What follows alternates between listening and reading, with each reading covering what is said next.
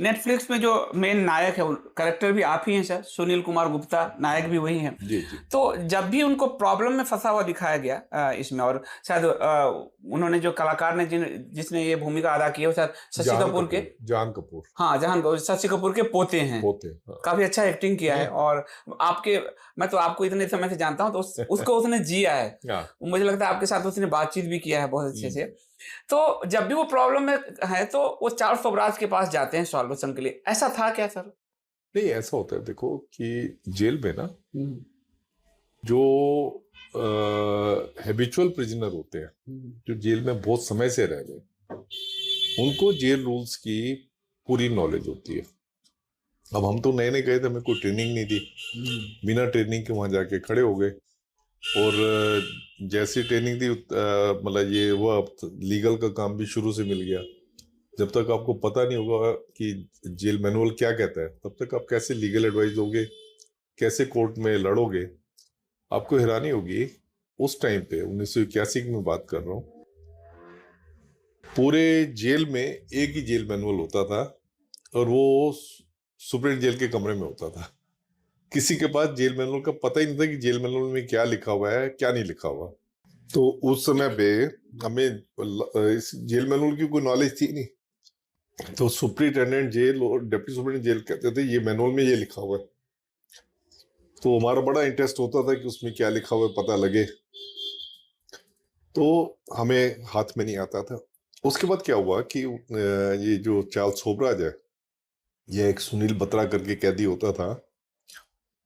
ये लोग जो है कोर्टों में बड़े केस डाला करते थे। अगर आज की डेट में अगर आप ये कहें ना कि जो जेल में रिफॉर्म्स हुए हैं, तो रिफॉर्म्स लाने वाले कोई भी अधिकारी हो सकते हैं, पर जो एक ज्योति जलाई थी जो रिफॉर्म्स की, वो चार्ल्स सोबराज और सुनील बत्रा ने जलाई थी। अरे वाह। हाँ, इनकी जजमेंट में इन्होंने, जब भी किसी की पिटाई होती थी या किसी के साथ ज्यादती होती थी, ये लोग सुप्रीम कोर्ट में लगाते थे। उस टाइम पे सीधा सुप्रीम कोर्ट जाते थे। और सुप्रीम कोर्ट में भी जस्टिस कृष्णा अय्यर ने कहा हुआ था किसी के साथ भी अगर कुछ होता है तो सीधा सुप्रीम कोर्ट आ सकता है। एक सिंपली कागज पे उसने लिख के कुछ अर्जी देगा तो उसको भी जो है सुप्रीम कोर्ट को मानना पड़ेगा। तो ऐसा टाइम था।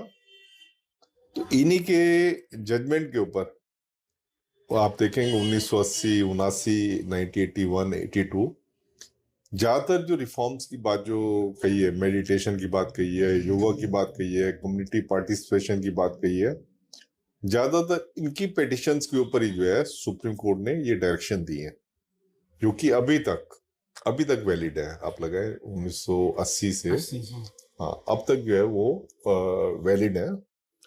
तो फिर क्या होता था कि उन्हीं जजमेंट में, एक जजमेंट में सुप्रीम कोर्ट ने कहा था कि जेल मैनुअल जो है, जब उनको पता लगा खाली एक जेल मैनुअल है, वो भी सुप्रीम जेल के पास रहता है, उन्होंने कहा कि जेल मैनुअल जो है सब ऑफिसर्स को देना चाहिए और लाइब्रेरी में रखना चाहिए ताकि प्रिजनर्स भी उसको पढ़ लें।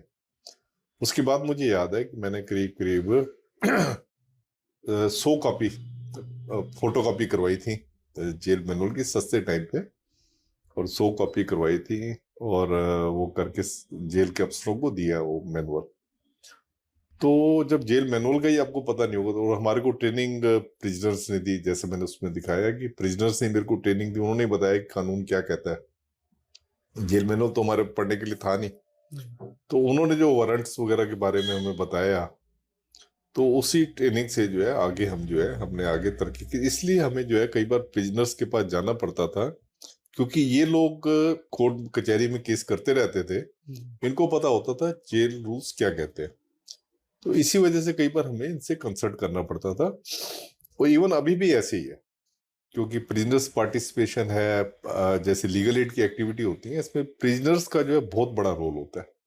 तो मैंने भी जब लीगल एड सेल बनाई थी, उसमें चार्ल्स सोबराज का बहुत बड़ा सहयोग था। इसने किताबें वगैरह बताई, कौन कौन सी किताबें हैं जो प्रिजनर्स राइट के ऊपर हैं, कौन कौन सी जजमेंट है, सारी चीजें वो मैंने मंगवाई। फिर ये आके पेटिशन भी ड्राफ्ट करता था, जेल एडमिनिस्ट्रेशन की हेल्प भी करता था, कोई पेटिशन है तो उसके रिप्लाई वगैरह बनाने में। तो इस तरीके से हमारा मिला जुला तब भी होता था काम करने का तरीका, और आज भी वही है। वो चीज आगे अभी तक चल रही है, टाइम टेस्टेड है, इसको किसी ने मिसयूज नहीं किया।